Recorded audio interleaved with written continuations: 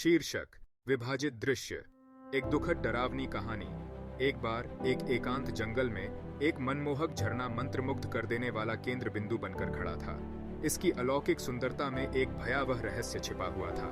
ग्रामीणों का मानना था कि झरना जीवित दुनिया और मृतकों की दुनिया के बीच एक मार्ग था।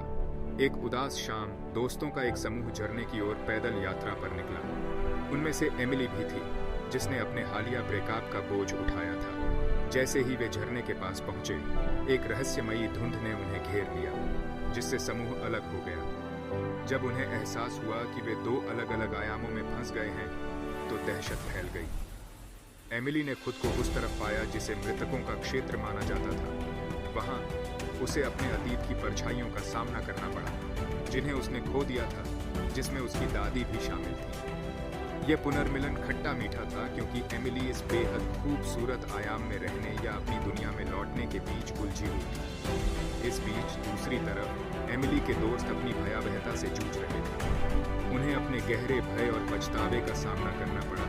वे उस दुनिया में वापस जाने का रास्ता खोजने के लिए संघर्ष कर रहे थे, जिसे वे जानते थे। जैसे ही एमिली के दोस्तों ने भागने की कोशिश की, उसने एक दिल दहला देने वाला फैसला लिया।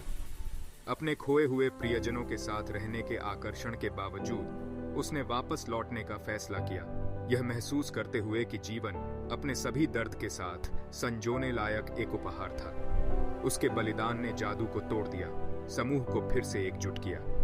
भारी मन से एमिली अपने दोस्तों को झरने से दूर ले गई। जैसे ही वे वापस आए, वे इस एहसास से उबर नहीं पाए कि उनके भीतर कुछ बदल गया है।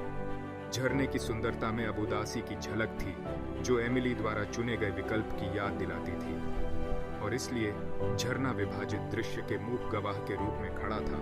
एक ऐसी जगह जहां जीवन और मृत्यु, प्रेम और हानि एक पतले पर्दे से अलग हो गए थे। यह एक भयावह अनुस्मारक के रूप में कार्य करता है कि जीवन में हर पल कीमती था, भले ही दुख से भरा हुआ हो। अंतर्दृश्य।